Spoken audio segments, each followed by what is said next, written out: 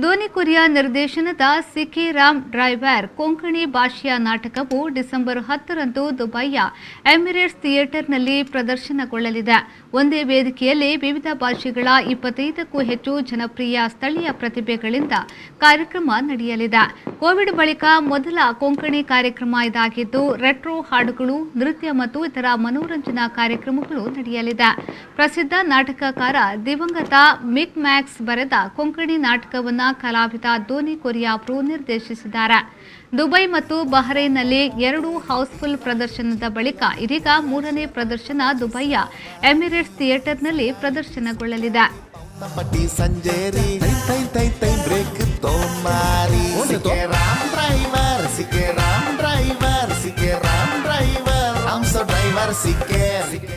Ramesh R Suvarna, Prashant Nair, ವಿ4 news, UAE.